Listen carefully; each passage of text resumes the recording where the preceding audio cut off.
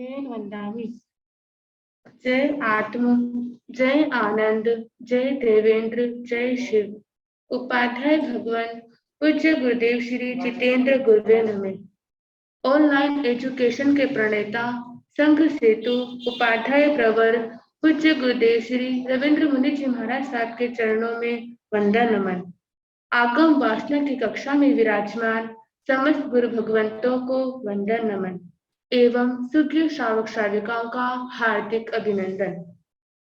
हम सबका परम सौभाग्य है कि हमें घर बैठे ही अत्यंत सहज और सरल रूप में आगम ज्ञाता आगम पुरुष हिमाचल केसरी उपाध्याय भगवान पूज्य गुरुदेव श्री जितेंद्र मुनि जी महाराज साहब के मुखार विंद से आगम वाणी श्रवण करने का लाभ प्राप्त हो रहा है।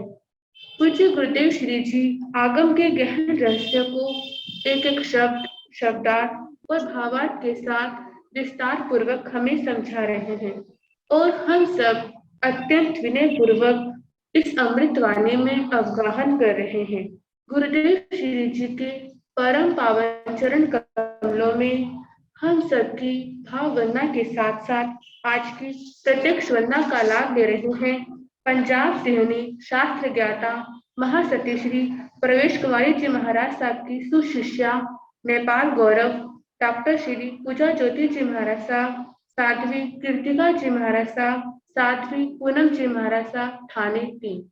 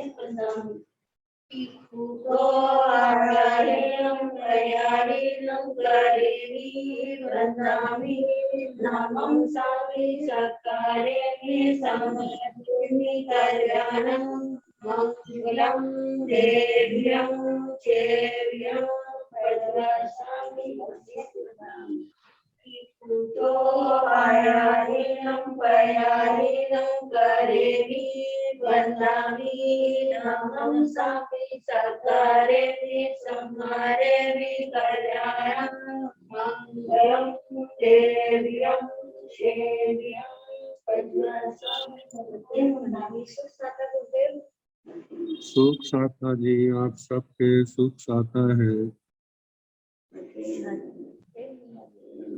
आगम स्वाध्याय के साथ साथ उपधान तक की श्रृंखला में आज के तपस्वियों के नाम इस प्रकार हैं।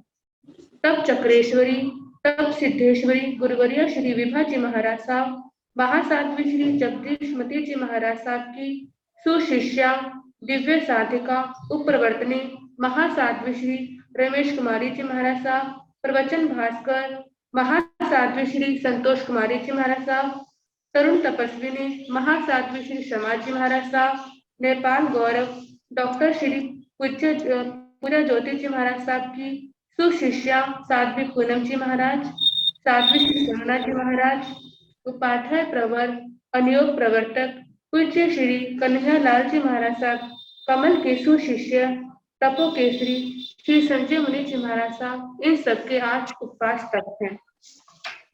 अब हम उपाध्याय भगवान पूज्य गुरुदेव श्री जी से सविनय निवेदन करते हैं कि कृपया आप पधार कर हमें आगम वाणी से लाभान्वित करें। मथेन वंदामि।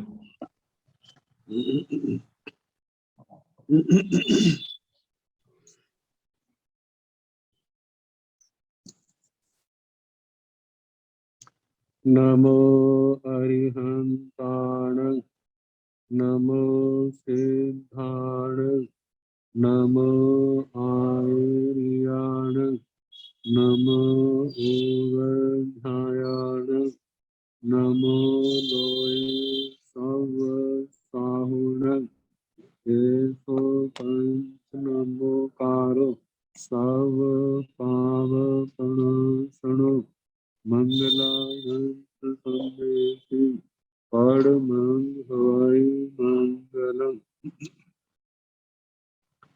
जिन शासन जिन वाणी सदा जयवंत हो, श्रमण संग सदा अविचल मंगल हो। मुक्ति को प्राप्त श्रमण भगवान महावीर स्वामी, उनकी परम पावन कल्याणी भागवती वाणी वाचक प्रमुख श्री इंदर भूति गौतम आदि गणधर भगवान युग प्रधानाचार्य परम पूज्य श्री सुधर्मा स्वामी जी महाराज, उनकी परम पावन पाठ परंपरा वर्तमान आचार्य ज्ञान योगी परम पूज्य श्री शिव मुनि जी महाराज एवं गुरुजन सबके पावन चरण सरोजों में मेरा अनंत अनंत बार वंदना नमस्कार। आगम परिषद में विराजमान वरिष्ठ मुनिराज, अन्य मुनिवृंद, परम आदरणीय भगवती स्वरूपा महासाध्वी आदि, श्री कल्प सूत्र की वाचना प्रारंभ है। कल भगवान के नामकरण का वर्णन आया और उसके बाद भगवान के तीन नाम, इन्होंने कौन सा नाम रखा उनके संबंध में वर्णन आया। अब भगवान के परिवार के कौन कौन व्यक्ति थे उनका वर्णन आ रहा है।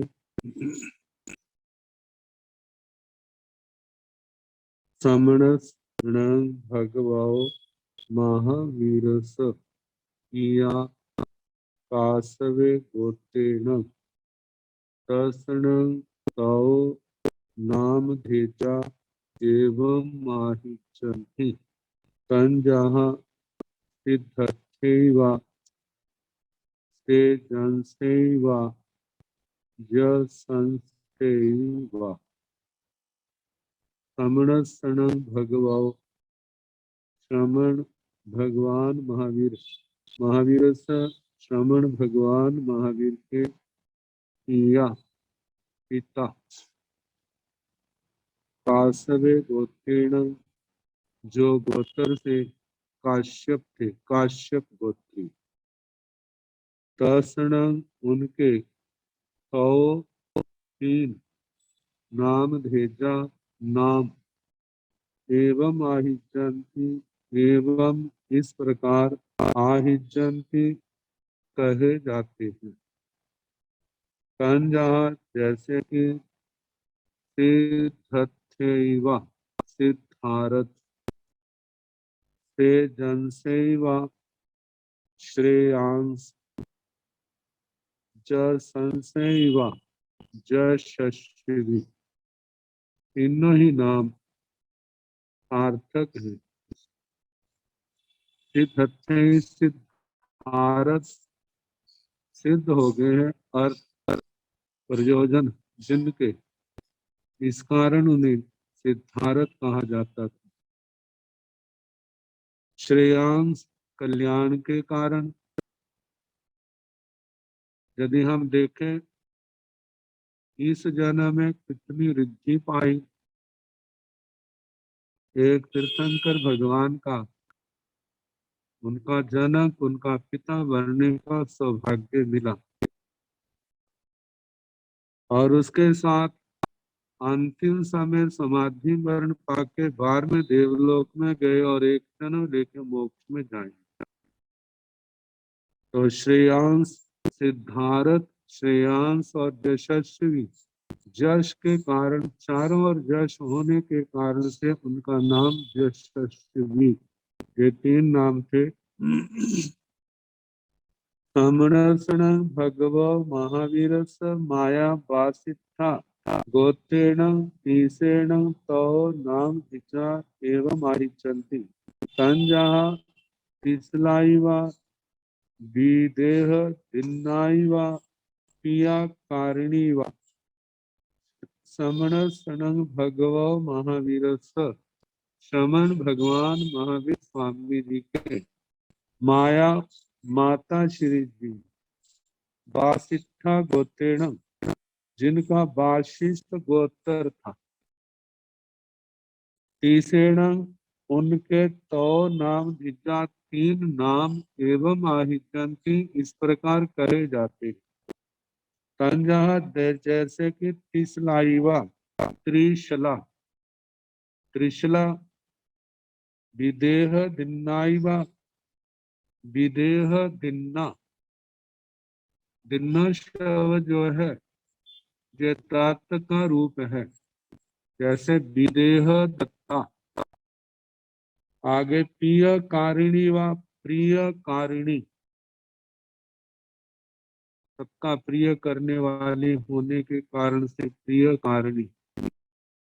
समण सणंग भगव महावीर स पितिज सुपासे जेठे भाया नंदी वधणे भगणी सुदंसना भारिया जसोआ जसोया कौंडिन्ना गोत्रेण। समणसण भगव महावीर पितृज, श्रमण भगवान महावीर स्वामी जी के पितृव्य, पितृव्य का मतलब चाचा, पिताजी के छोटे भाई, जिनका नाम था सुपासे, सुपार्श्व, जेठे भाया नंदी बधणे, जेठे भाया ज्येष्ठ भ्राता बड़े भाई, जिनका नाम था नंदी बधणे, नंदी वर्धन। भगिनी सुदर्शना, बहन भगनी, जिनका नाम था सुदर्शना। भार्या जसोआ, भार्या जशोदा, जशोदा की व्युत्पत्ति करते हैं कहा है यशो ददाती जशोदा, जिसने यश दिया, यश देने वाली। जो अच्छा व्यक्ति होता है उसी का चारों ओर यश होता है। तो जशोदा पत्नी का नाम कौंडिन्ना गोत्रेण, जो गोत्र से कौंडिन्य, कौंडिन्य जिनका गोत्र था। तमणसण भगव महावीर सण भूया कासवी गोत्रेण। तीसरेण 2 नाम धिजा एवं आहिचंती तंजहा अणुजाइव प्रिय दर्शनाइव। तमणसण भगव महावीर श्रमण भगवान महावीर स्वामी जी के। धूया कासवी गोत्रेण, धूया दुहिता बेटी, जो गोत्र से कासवी गोत्रेण, गोत्र से काश्यपी, काश्यपी काश्यप गोत्र कहाँ है। तीसरेण 2 नाम धिजा एवं आहिचंती, उनके भी 2 नाम इस प्रकार कहे जाते। तंजहा जैसे कि अणोज्जाइवा, अणोज्जा, अणोज्जा का संस्कृत शायद हिंदी में अनवद्या बनता है। अनवद्या का मतलब न अवद्या, निष्पाप। अवद्या, अवध्य कहते हैं न वदितुम योग्यम इति अवध्यम अवद्या, जो बोलने के योग्य नहीं है, जिसको बोलने में बहुत जोर लगता है, तो उसको अवध्य, वो क्या है, पाप है। तो न अवध्या अनवद्या मतलब पाप से रहित, निष्पाप। तो पहला नाम अनवद्या, दूसरा नाम प्रिय दंसनाइवा, प्रिय दर्शना। इसके संबंध में कहते हैं प्रियम दर्शनम जस्या प्रिय प्रिय दर्शना, प्रिय है दर्शन जिसका। तो ऐसे बेटी के 2 नाम अनवद्या और प्रिय दर्शना। समणसण भगव महावीर नत्तोई कासवी गोत्रेण। ईसेण 2 नाम धिजा एवं आहिचंती तंजहा शेष वै इवा जस वै इवा। समणस भगव महावीर नत्तोई कासवी गोत्रेण। श्रमण भगवान महावीर स्वामी की नवत्र की, इसको दोहती कहा जाता है, दोहित्री, पुत्री की बेटी, बेटी की बेटी, जो गोत्र से काश्यप थी। तीसरे दो नाम धिजा एवं आहिचंती, उसके भी दो नाम इस प्रकार कहे जाते हैं तंजहा, जैसे कि शेष वैवा, जस वैवा। एक उनका नाम है शेषवती और दूसरा है यशवती। तो अब इसके आगे भगवान का अभिनिष्क्रमण दीक्षा।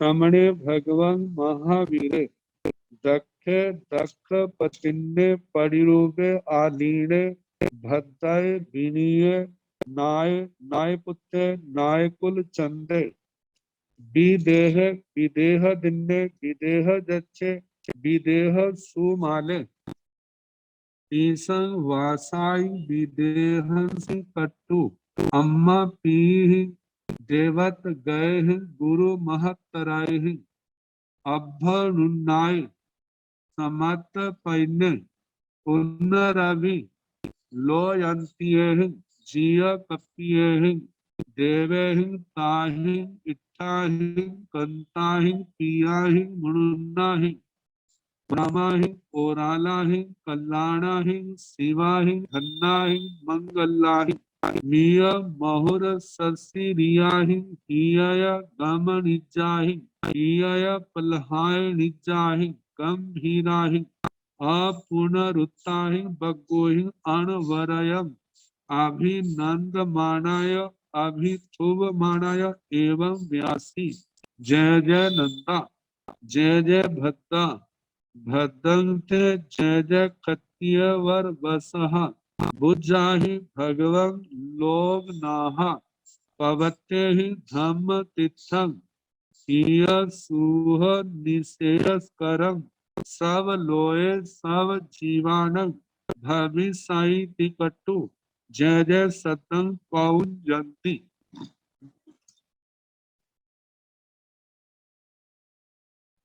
सामने भगवान महावीर,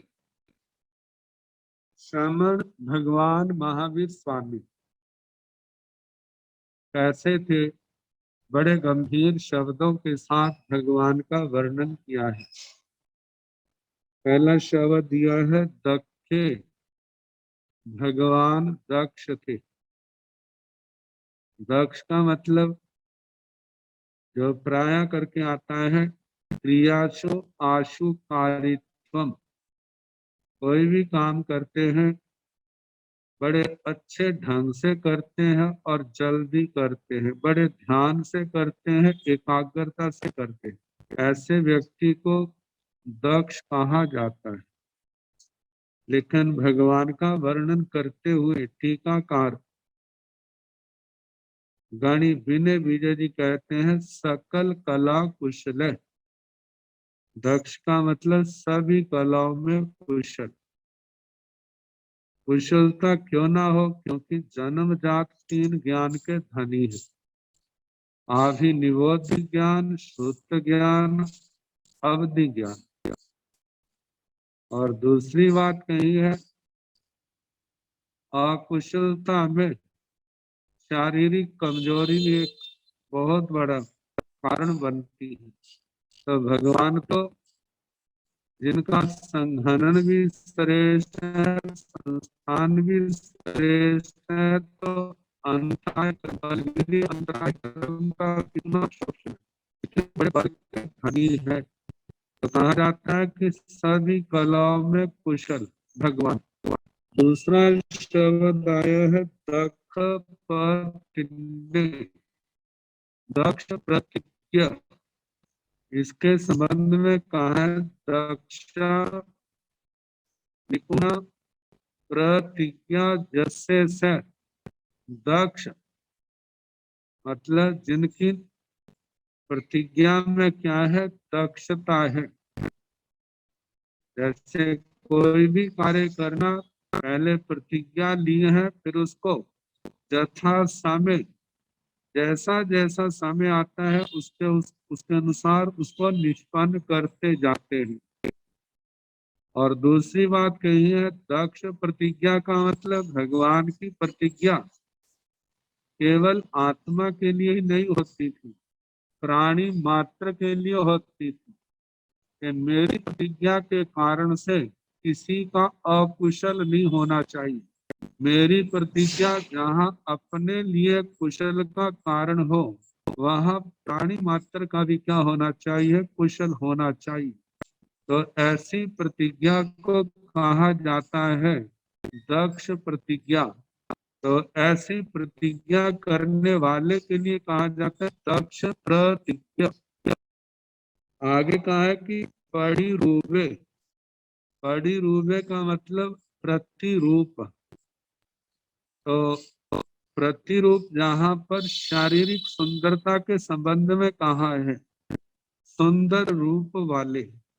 भगवान का रूप कितना सुंदर था, जिनके आगे कहा जाता है अणुत्तर विमानों के देवों का रूप भी क्या पड़ जाता है, हल्का पड़ जाता है। ऐसे दिव्य रूप के धनी थे। आगे कहा है कि आलीने।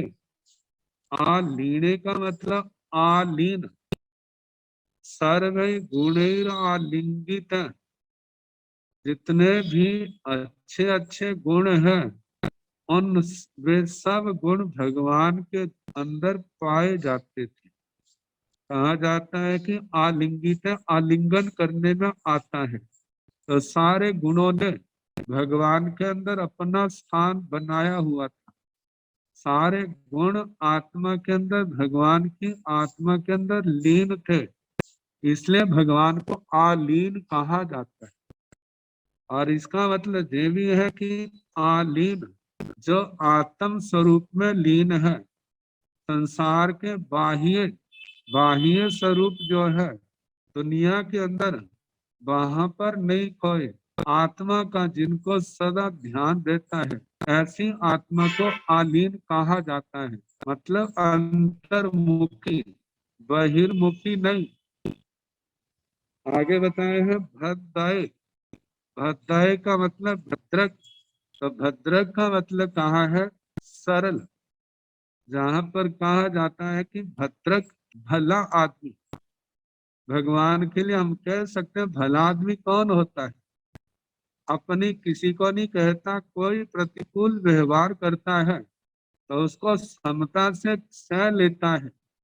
और जब किसी के जीवन में दुख आए तो उसके दुख को बांटने के लिए वहां पर पहुंच जाता है, उनका सहयोग देता है। ऐसे व्यक्ति के लिए दुनिया के मुंह से ऐसे शब्द निकलते हैं, ये आदमी बहुत भला है। तो भगवान भी क्या थे, भद्रक, भले भले व्यक्ति थे। आगे कहा है कि विनीय। भगवान क्या थे, विनीत थे, विनयवान। यहाँ पर विनयवान का मतलब विनम्रता से, मृदुता से है। आत्मा में अभिमान अहंकार होता है, वहां पर विनम्रता नहीं आती। भगवान के अंदर देखा जाए तो कितना वैभव, लौकिक वैभव देखा जाए, आध्यात्मिक वैभव देखा जाए, जिसका कोई आर पर, जिसका कोई दुनिया का व्यक्ति अनुमान नहीं लगा सकता। लेकिन इतना कुछ होने पर भी इतनी विनम्रता है। जैसे पहले दिन पाठशाला में गए थे, उसे कितने ज्ञान के धनी होने पर भी एक सामान्य छात्र की तरह दूसरे छात्र के साथ वहां पर गुरुकुल में अपनी क्लास में बैठे। तो इस इन शब्दों से लगता है कि कितने विनयवान, और हर व्यक्ति के प्रति कैसा उनका व्यवहार था, विनम्रता से भरा हुआ था। इन शब्दों के कारण से कहा जाता है भगवान क्या थे, सचमुच में विनीत थे। उनके अंदर अहंकार का कोई अंश नहीं। आगे कहा है नाय। नाय का मतलब प्रसिद्ध। नाय ज्ञात है, प्रख्यात है। एक सामान्य व्यक्ति भी अच्छे गुणों का धारक हो, धनी हो, तो उसका नाम कैसे चारों ओर फैल जाता है। लेकिन भगवान का नाम कितना था, तीनों लोगों के अंदर तीर्थंकर हैं, इन धर्म की स्थापना करनी है, स्वयं करना है और दूसरों को तारने करने का रास्ता बताना है, करने की प्रेरणा देनी है। और ये वो जीव है जो केवल ज्ञान केवल दर्शन पा करके धर्म तीर्थ की स्थापना करेंगे और जगह जगह जाकर के कैसे धर्म वो निद्रा में सोई आत्मा को जगाएंगे और संसार से एक दिन करेंगे। इतनी प्रसिद्धि भगवान की। तो कहा कि नाय, आगे कहा है नाय कुत्ते। नाय कुत्ते का मतलब जाना है, नाय का मतलब ज्ञात। ज्ञात कौन है? सिद्धार्थ। और सिद्धार्थ के पुत्र सिद्धार्थ के बेटे होने के कारण से उनके लिए ज्ञात पुत्र शब्द भी कहा जाता था। आगे की नाय कुल चंदे, नाय कुल चंदे ज्ञात कुल। ज्ञात कुल केवल अपने घर में ही नहीं, सारे कुल में सारे वंश में देखा जाए। आगे हम विशाल रूप से देखते हैं तो ये सारे मनुष्य लोग के वो 14 राज्य लोग क्या है? चंद्र चंद्रमा के समान थे। जैसे चंद्रमा तो केवल एक क्षेत्र में शीतलता देता है, लेकिन भगवान के गुण जो है, भगवान की आत्मा तो प्राणी मात्र को शीतलता देने वाली है, शांति देने वाली है। भगवान ज्ञात कुल के चंद्रमा थे। आगे बताया है विदेह। विदेह मतलब विदेह। तो विदेह शब्द की व्याख्या करते हुए आचार्य ने फरमाया है विशिष्ट विशिष्टम देहम, जैसे से जिनका देह क्या है? विशिष्ट है। तो जहाँ पर विशिष्ट देह का मतलब वज्र ऋषभ नाराज संघनन, 6 संघननों में सबसे श्रेष्ठ सर्वोत्तम संघनन कौन है? वो वज्र ऋषभ नाराज संघनन है। आचार्य श्री उमा स्वाति जी कहते हैं जो उत्तम ध्यान का जो अधिकारी है वो भी विशिष्ट संघनन वाला ही होता है। तो भगवान के अंदर जो संघनन था, इसलिए उनके अंदर उत्तम ध्यान भी पाया जाता था। तो बताया कि पहला तो वज्र ऋषभ नाराज संघनन, और दूसरी बात यही है समचतुरस संस्थान। समचतुरस संस्थान अत्यंत जैसे देवताओं का शरीर की आकृति है, ऐसे ही उनका संस्थान था। तो 6 संस्थानों में सर्वोत्तम संस्थान जो है वह समचतुरस संस्थान कहा जाता है। तो कहा इन दोनों के कारण से वज्र ऋषभ नाराज संघनन, ये शारीरिक दृढ़ता है, हड्डियों की मजबूती है। और दूसरा चतुरस्र संस्थान शरीर के अंगों पांगों की सुंदरता है। तो ऐसा विशिष्ट देह होने के कारण से जिनको विदेह कहा जाता है। आगे कहा है कि विदेह विदेह दिन्ने। विदेह दिन्ने का मतलब जैसे माता त्रिशला जी का नाम विदेह दिन्ना, विदेह दत्ता कहा जाता है, इसी प्रकार उनके अंगजात होने के कारण से विदेह दिन्ने विदेह दत्त भी उनको कहा जाता है।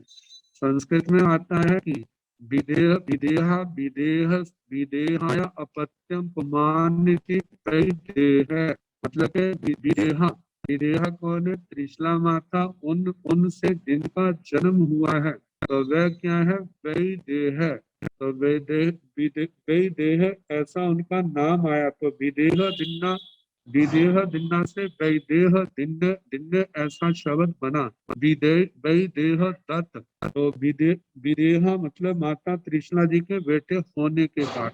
फिर आगे कहा है विदेह जच्छे। विदेह जच्चे, तो जहाँ पर विदेह विदेह जार्च ऐसी संस्कृत छाया बनती है।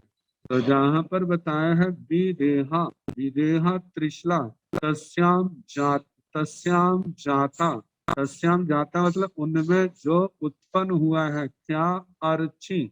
अर्ची का मतलब जहाँ पर है शरीर, मतलब विदेहा में त्रिशला माता में जिनका शरीर जन्मा है, उत्पन्न हुआ है, ऐसा श्री जिनका, तो जिनका हुआ है तो वो कौन है? विदेह जार्च। मतलब के विदेहजा के शरीर विदेहजा कृष्णा में जिनका शरीर जन्मा है, उत्पन्न हुआ है, इसके कारण उनको विदेह जच्चे ऐसे शब्द से संबोधन किया जाता है। आगे बताया है विदेह सुमाले।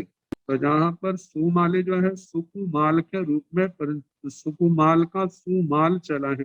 जैसे विदेह सुकुमाल, जैसे पहले सूत्र आया था जैसे सुकुमाल, तो जो सुकुमाल का जो है, तो जहाँ पर उकु उकु को दीर्घ उ आदेश हो गया है, तो इसलिए सुमाल बन गया। तो बताया कि विदेह सुमाले, विदेह का मतलब जहाँ पर गृह वास है। विदेह शब्द से जहाँ पर गृह वास लिखा है। जो घर में क्या थे, अत्यंत सुकुमाल थे। कहते घर में तो इतने सुकुमाल थे, लेकिन साधना के अंदर जिस समय आए हैं तो सारी उन्होंने सुकुमालता छोड़ दी है। और देखा जाए जिस समय राजा सिद्धार्थ जी, माता कृष्णा जी दिवंगत हुए, भव पूर्ण किया, तो उसके बाद इन्होंने घर में 2 साल भाई आग्रह से रहे, लेकिन घर में रह करके भी उनका संतों वाला जीवन था। उन्होंने कह दिया था मेरे वास्ते आपने कुछ भी नहीं करना, जो मेरे को अपनी वृत्ति के अनुसार लगेगा, ठीक लगेगा, वो ही खाना खाना पीना पहनना, जिसमें किसी चीज की विराधना ना हो, ऐसा ऊंचा जीवन उन्होंने जिया, पूर्ण रूप से निरपेक्ष संसार की क्रियाओं से। तो कहा है कि भगवान क्या थे, विदेह, अपने घर में अत्यंत सुकुमाल थे। तो आगे बताया है तीसरा वासाई विदेहंसी कट्टू अम्मा पी देवत गए गुरु महत्रहि अभ्युन्नाय।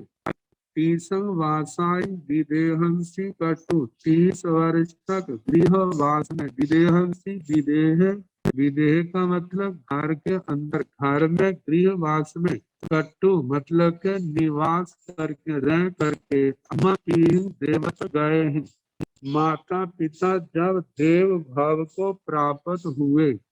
गुरु महतराय अभ्युदय, गुरु गुरुजन अपने परिवार के जो बड़े लोग थे, महतर मतलब विशिष्ट लोग थे, उनके द्वारा अभ्युन्नाय, अभ्यनुज्ञात, अभ्यनुज्ञात उनकी आज्ञा लेकर के, उनकी आज्ञा प्राप्त करके, यानी उनको बिना बताए उन्होंने दीक्षा ली हो, उन सब से अनुमति लेकर के, और उनकी अनुमति मिलने पर। कितनी बार ऐसा होता है कि अनुमति तो मांगी जाती है, लेकिन परिवार के लोग अनुमति देते नहीं है, तो उनकी अनुमति के बिना ही संयम मार्ग पर बढ़ जाते हैं। लेकिन भगवान का ऐसा है कि उन्होंने अनुमति मांगी भी, और गुरु महत्तर ही अभ्युन्नाय, तो गुरुजन जितने बड़े लोग थे उनके द्वारा अनुमति भी मिली कि आपका मार्ग परिषद हो, आप संयम मार्ग में बढ़ सकते हैं। तो इस प्रकार उनकी उनसे अभ्यनुज्ञात, उनसे आज्ञा, संयम जीवन की प्रवृत्तिया की आज्ञा पाए हुए, समाप्त समाप्त प्रतिज्ञा, मतलब जिन्होंने जो गर्भ अवस्था में ये प्रतिज्ञा की थी, जब तक मेरे माता पिता जीवित रहेंगे तब तक मैं प्रज्ञा ग्रहण नहीं करूंगा। लेकिन जैसे 28 साल हुए, माता पिता का भाव पूर्ण हुआ, तो उसकी प्रतिज्ञा पूर्ण हो गई। प्रतिज्ञा पूर्ण होने पर उन्होंने अपने भाई से, परिवार से आज्ञा मांगी, तो अपने भाई के अत्यंत आग्रह होने के कारण से 2 साल और भी क्या हुआ, और भी गृहस्थ में रह। देखा जाए कि जो भाई के साथ जो प्रतिज्ञा की थी, ठीक है कि माता पिता के साथ जो मेरी प्रतिज्ञा थी वो तो पूर्ण हुई, लेकिन आपके साथ जो प्रतिज्ञा उसका भी पालन करूंगा,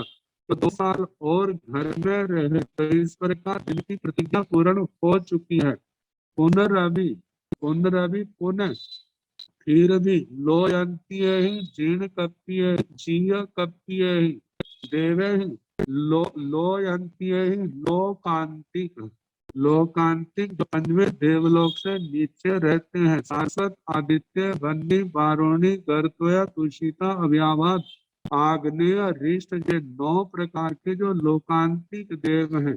लोकांतिक देवों की संख्या तो वैसे रूप में जो है असंख्यात है, लेकिन जो स्वामी रूप है, जिनके संबंध में कहा जाता है जो एक है, बड़े भद्रिक प्रकृति के हैं और जिन शासन की महिमा करने वाले, जब तीर्थंकर भगवंतों का दीक्षा का समय आता है तो 1 साल पहले ही आकर के भगवान को संबोधन देते हैं। क्या संबोधन देते हैं कि सारा इसी पाठ में आगे आएगा। तो कहा लोकांतिक देव, जिनका चीय कप्य है, जिनका शीत कल्प है, जिनका जीताचार है, जिनका देखा जाए जो उनके सौभाग्य में है ऐसा कर्तव्य निभाना। वैसे तो तीर्थंकर भगवान स्वयं बुद्ध होते हैं, वो स्वयं जानते हैं, लेकिन फिर भी कहा जाता है लोकांतिक देव आकर के प्रतिबोध देते हैं। इसके संबंध में हमें एक पंडित जी ने बताया था, कहते कि जैसे स्कूल के अंदर जो फिक्स टाइम होता है, सबको पता होता है कि इतने समय छुट्टी हो जाएगी, बच्चों को भी पता होता है, लेकिन अध्यापकों को भी पता होता है, लेकिन जो वहाँ पर पियन है, चपड़ासी है, जैसे जैसे वो घंटियां बजाते हैं तो उन घंटियों से सूचना मिलती है कि आज इतने पीरियड हो गए हैं, इतना समय हो गया है। और छुट्टी की भी क्या की जाती है, घंटी बजाई जाती है। और उस समय सारे क्या, जब तक मानो वो घंटी ना बजाए तो अध्यापक, बच्चे आदि भी कहने लगते हैं आज घंटी नहीं बजी, इसका मतलब ये छुट्टी नहीं हुई है। तो कहा जैसे वह घंटी बजाते हैं, इसी प्रकार ऐसे ही उन लोकांतिक देवों के घंटी के रूप में ही ऐसे जो वचन होते हैं। भगवान तो जानते हैं मेरा समय दीक्षा का आ गया है, लेकिन फिर भी लोकांतिक देव आकर के भगवान को प्रतिबोध देते हैं। क्या प्रतिबोध देते हैं, जो सारा आगे आएगा। कैसे देते हैं, तो इसका वर्णन किया जा रहा है। जो जिनका जीताचार है, जो मतलब अनादि काल से जिनकी जो परंपरा चल आई है, जब तीर्थंकर दीक्षा का समय आता है, उस समय दीक्षा से 1 साल पहले ही वो क्या आकर के उनको संबोधन करते हैं। कैसे संबोधन करते, ताहि इत्ताहि कंताहि पियाहि मनुन्नाहि मनामाहि ओरानाहि कल्याणाहि सेवाहि धन्नाहि मंगलाहि मिय माहुर ससरियाहि मिय गमन निजाहि मिय पलहाय निजाहि गंभीराहि अपुनरुत्ताहि बकोहि। कैसे उनके शब्द होते थे, जिनके संबंध में ताही, वे उस प्रकार के उन शब्दों से जो इच्छा ही, जो इष्ट है, जो अपने आप को अच्छे लगते हैं, जिनको सुनने की उत्सुकता रहती है। कंताही, जो कांत है, जिनके शब्दों में किसी प्रकार का रुखापन, खुरदरापन नहीं है। प्रिया ही, जो प्रिय है, क्योंकि प्रिय वही होता है जो सुनने में भी अच्छा लगे और जिसका फलादेश भी अच्छा हो। आगे मुन्ना ही, जो मनोज्ञ, मन को अच्छे लगने वाले हैं। मनामा ही, इस प्रकार मन में जिनकी चाहना होती है। और आला ही, जो उदार है, उदार का मतलब प्रधान है, प्रधान वही होता है जिसका जिसका परिणाम क्या हो, अनंत मधुर हो। तो कहा जाता है जो उदार है, कल्याणा ही, कल्याण रूप है। कहा जाता है केवल अपना ही कल्याण नहीं, जिसमें प्राणी मात्र का कल्याण है। शिवा ही शिव है, यहाँ पर उपद्रव, जहाँ जो उपद्रवों को दूर करने वाले हैं। धन्ना ही, जो धन्य है, धन्य का मतलब धन का, धन्य का, धान्य का, देखा जाए तो समृद्धि का जो हेतु है। मंगला ही, मांगलिक है, मांगलिक का मतलब इसे लौकिक मंगल है, लोकोत्तर मंगल है, जहाँ पर लौकिक मंगल का कारण है। लौकिक मंगल तो इस आत्मा ने अनंत बार पाए, लेकिन उसका इतना महत्व तो है, लेकिन इतना नहीं जितना लोकोत्तर धर्म मंगल का महत्व है। तो कहा कि ऐसे मंगलिक वचन थे। और कैसे थे, मिया मौर ससरियाहि, मिया का मतलब परिमित थे, शब्द थोड़े थे, लेकिन उनका अर्थ बड़ा विशाल था, बहुत विशाल था। आगे महुर, और उन शब्दों में मधुरता थी, सुनते सुनते व्यक्ति थकता नहीं था। और मन में होता था जो और बोले सस्य रियाही सिक, वो शब्द क्या थे? सशिक शोभा संपन्न थे। तो कहा जाता है कि सशिक शब्दों में जैसे अलंकार आते हैं, शब्दालंकार होते हैं, अर्थालंकार होते हैं, ऐसे ही उस वाणी के अंदर भी क्या थे? सशिक उन अलंकारों से संपन्न थे। और वो अलंकार क्या है? वो भावों के अलंकार हैं। ऐसे अर्थ जिनसे आत्मा प्रतिबुद्ध, संसारी आत्माएं प्रतिबुद्ध होती हैं और धर्म मार्ग पर चलने की प्रेरणा पा करके आगे बढ़ती हैं। तो ऐसे शोभा सम्मित, परिमित, थोड़े, मधुर और जिनका अर्थ बड़ा विशाल है, शोभा से संपन्न थे। यह गम निचाही, जो हृदय जिनको ग्रहण करता है, हृदय के अंदर वो वचन समाते हैं, जिसको कहते हैं पकड़, हृदय उनको पकड़ता है। यह पल्हाय निचाही, हृदय में प्रहलाद भाव, आत्मिक प्रसन्नता का भाव पैदा करने वाले हैं। और क्या है? गंभीर, बड़ी गंभीर है, गहन है। कहा जाता है जिनको शुरू शुरू में तो हो सकता है किसी को उनके अर्थों का, परिणाम के गौरव का अनुभव ना हो, लेकिन जो इनका आचरण करते हैं, मानो गुरुओं के कहने से, बड़ों के कहने से या किसी लोक प्रवाह के कारण से भी वे उनका आचरण करते हैं, लेकिन जब उसका परिणाम सामने आता है तो हैरान रह जाते हैं। ऐसा तो हमने कभी जागते तो क्या सपने में भी नहीं सोचा था। तो ऐसे उन देवताओं वचन गंभीर, अपुनरुक्ता ही, लेकिन उसके साथ अपुनरुक्त, उनके वचनों में किसी प्रकार की पुनरुक्ति नहीं थी। बार पुनरुक्ति जो है जहाँ आत्मा का हित होता है, उसको भी वहां पर बुरा नहीं कहा जाता। कहते पुनरुक्ति वहीं पर अच्छी नहीं होती जिनके मन में कोई सार नहीं है। सार न होने के कारण से बार बार कहे वो शब्द जो है व्यक्ति को परेशान कर देते हैं। लेकिन जहाँ पर आत्मा का हित है, वहां पर पुनरुक्ति भी नहीं मानी जाती। और जो लोकांतिक देवों के शब्द थे, उनके अंदर पुनरुक्ति बार बार उन्हीं शब्दों को हटा गया था। कहा कि बक्को ही ऐसे वाक, ऐसे शब्दों से अनवरयंग, अनवरयंग, अनवरत, अनवरत निरंतर अभिनंद मानाय, अभिभोग मानाय, भगवान का अभिनंदन कर रहे हैं, भगवान का अभिस्तवन कर रहे हैं, गुणगान कर रहे हैं। और ऐसा अभिनंदन करते हुए, अभिस्तवन करते हुए, एवं व्यासी, वे लोकांतिक देव इस प्रकार बोले। जय जय नंदा, जय जय भद्दा। ये जो शब्द हैं सारे ध्यान में रखने वाले हैं। मुमुक्षु आत्मा को बार बार इनका चिंतन करना चाहिए, इनका विचार करना चाहिए, कैसे इनके अंदर कैसे कैसे भाव है। सारे याद हो जाए तो बड़ा अच्छा है। जो पाठ लिखते ना, सारे नहीं है तो जो उन देवताओं ने अपने मुख से कहे, जय जय नंदा, जय जय भक्ता। नंद का मतलब ये संबोधन, नंद बेटा। जो समृद्धि, तू नदी समृद्ध हो। समृद्धि अर्थ में तू नदी धातु से इसका शब्द निष्पन्न होता है, जो समृद्धि का वाचक है। जो नंद जैसे बेटे को कहा जाता है, तो बेटा माता पिता की समृद्धि का भी कारण है, उनकी खुशी का भी कारण है।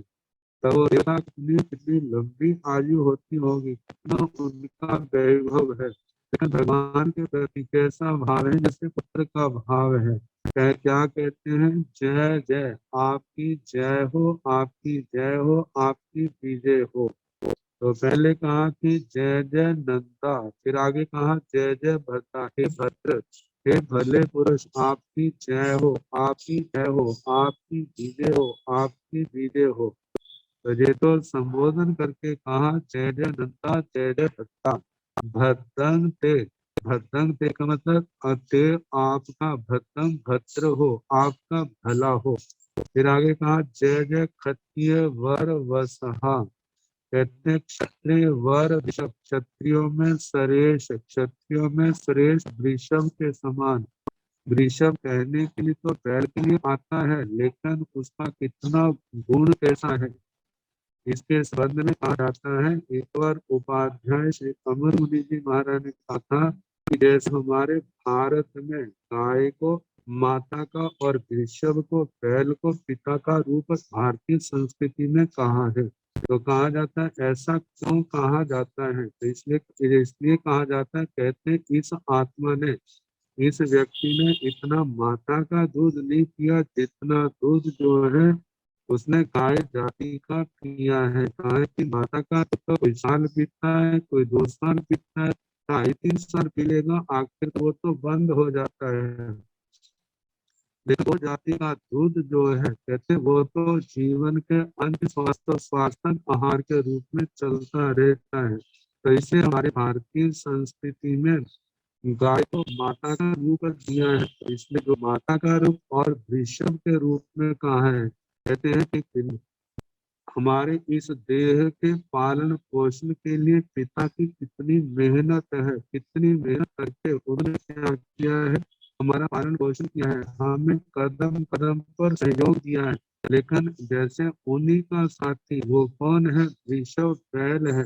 कहा खेती बाड़ी के कारण से, बैल गाड़ियों आदि के कारण से खेती दोनों मेहनत किया, और उस मेहनत से जो अनाज पैदा हुआ है, जो अन्न पैदा हुआ है, और उसके माध्यम से पोषक हुई है, हमारे शरीर की पोषण हुई है, हमारे प्रयोजन हुए हैं।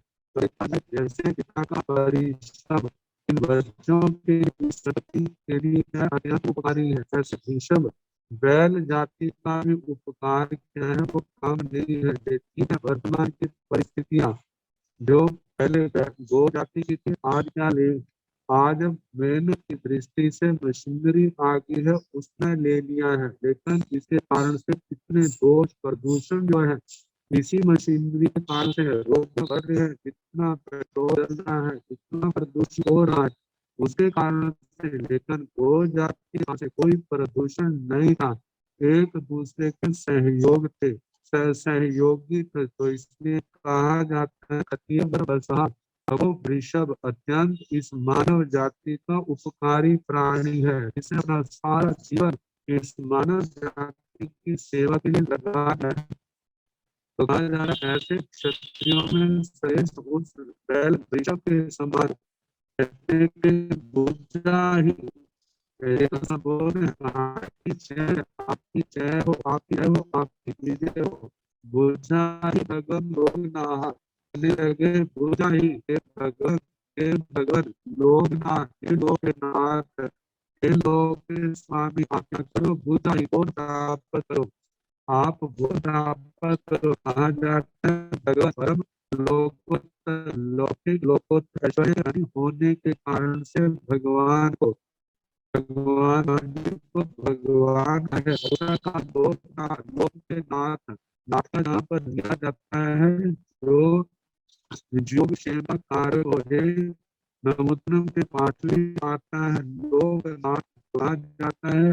योग क्या है? क्षेम क्या है? जो प्राप्त नहीं हुआ है उसका प्राप्त होना योग है, और जो बिना है उसकी रक्षा करना वह क्षेम है। तो आना है लोक के संसारी जीवों के आध्यात्मिक संपदा के लोक आप नाथ है।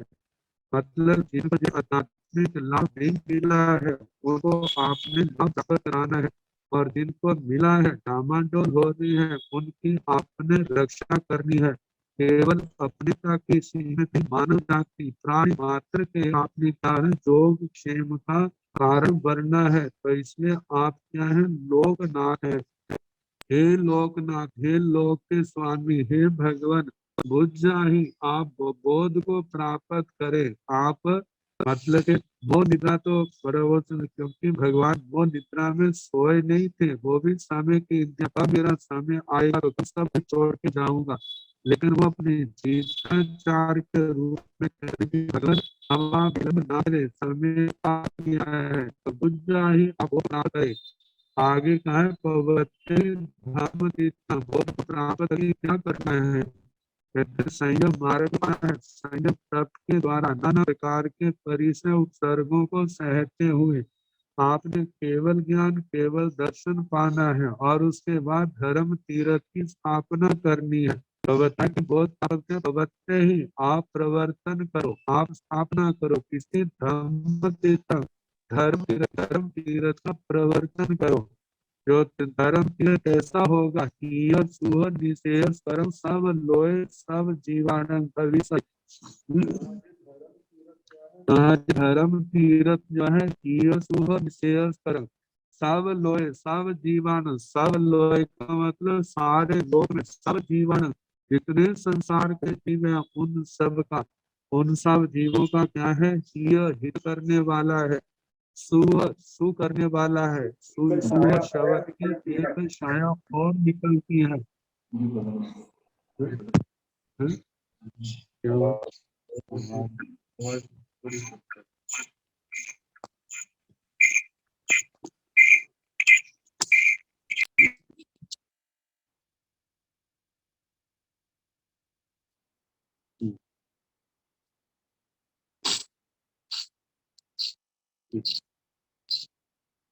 तो हिय सुह निशेय तरंग सब लोय सब जीवाणु, सब लोय सारे लोक में सब जीवाणु सारे जीवों के कैसा होगा, हिय हितकारी होगा, सुह सुख का कारण होगा।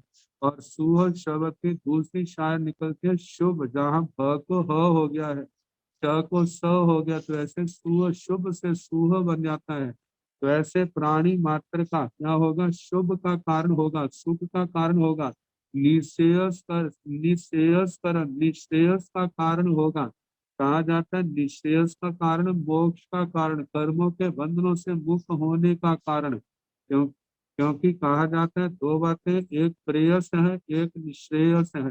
कहा जाता है प्रेयस तो संसार के सुख है, काम भोग है, वो देखने में प्यारे लगते हैं, उनका सेवन करना वो भी अच्छा लगता है, लेकिन सेवन करने के बाद उनका परिणाम जो है वो अनंत दुखों के रूप में बदल जाता है। लेकिन श्रेयस मार्ग जो है, जो निश्रेयस आत्म कल्याण का मार्ग है, जो संयम और तप का रूप है, ये पहले तो प्यारा नहीं लगता है, पहले तो कठोर लगता है, दुख रूप लगता है, लेकिन जो मन को समझा करके, जब मन को मार करके, अपने मन का इंद्रियों का दमन करके भगवान और गुरुओं की शिक्षा को सामने रख के इसका पालन करते हैं, तो पहले तो चाहे जोर लगता है, लेकिन इसका अंतिम परिणाम जो है वह अनंत कल्याणकारी होता है, समाधि का कारण होता है। जबकि प्रिय मार्ग ने तो संसार के सुख तो दिए थोड़ी देर के लिए, लेकिन उसके बदले अनंत दुख मिले। लेकिन इस श्रेय मार्ग संयम तप में, जहाँ पर दुख थोड़ी देर के हैं लेकिन उसका परिणाम अनंत काल, जिसका कभी अंत आने वाला नहीं। जब कर्म क्षय हो जाते हैं तो आत्मा इस संसार को जन्म मरण के चक्कर को पार कर जाता है। तो कहा जाता है कि धर्म तीरथ का मतलब धर्म तीरथ की स्थापना करो, प्रवर्तना करो, लेकिन ये धर्म तीरथ कैसा होगा, प्राणी मात्र सब लोग सब जीवाणु सारे लोक में सारे जीवों के लिए हिय सुह निश्रेयस परम भविष्य, मतलब हितकारी होगा, सुखकारी होगा, निश्रेयस, और निश्रेयस मोक्ष का कारण, कर्मों के बंधनों से मुक्त होने का कारण होगा, मुक्त करने वाला बनेगा। ऐसा धर्म तीरथ उसकी स्थापना करो जो सारे लोक में सभी जीवों के लिए हित सुख निश्रेयस का कारण होगा। ठीक अट्टू ऐसा करके जय जय सतम पहुंचती, जय जय शब्द का प्रयोग करते। अब इसके पश्चात इस संबोधन का क्या परिणाम निकला, जहाँ पर वर्षीदान की भी चर्चा आती है। आज श्री आचार्य सूत्र में बड़े विस्तार के साथ उसका वर्णन किया है। जहाँ पर वो वर्षीदान जो है वो तो नहीं है, लेकिन सारे परिग्रह को छोड़ने का वर्णन आता है।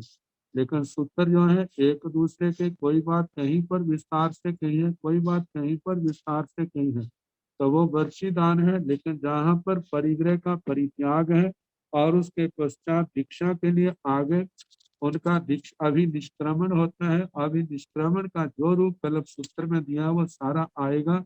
लेकिन इसके साथ में 64 इंद्र हैं, जितना भी मनुष्यों के द्वारा जो जो किया जाता है, तो जैसा भी इसमें वर्णन है उसके अनुसार आने वाले समय में कल जैसा अवसर होगा सुनाने का प्रयास किया जाएगा। नमो अरिहंताण, नमो सिद्धाण, नमो आयर्याण, नमो ज्ञायाण, नमो लोय संसाहुण, एसो पंच नमोकारो साव पाव पणासनो मंगलानंत सम्मेति परमंगलाय मंगलम श्री चतारि मंगलारि हंता मंगलम सिद्धा मंगलम साहु मंगलम केवली गुणतो धम्मो मंगलम चतारि लोकतमारि हंता लोकतमा सिद्धा लोकतमा साहु लोकतमा केवली गुणतो धम्मो लोकतमो चतारि शरणं प्रवक्ष्यामि हरिहन्ते शरणं प्रवक्ष्यामि सिद्धे शरणं प्रवक्ष्यामि साहु शरणं प्रवक्ष्यामि केवली पुनतं धम्मं शरणं प्रवक्ष्यामि चार शरणे सुख करने दुख करने मंगल करने और चरना नहीं कोई जो भव प्राणी आश्रय गए सबको जथा हे योग्य मैडम मथेल वंदनी बहुत कृपा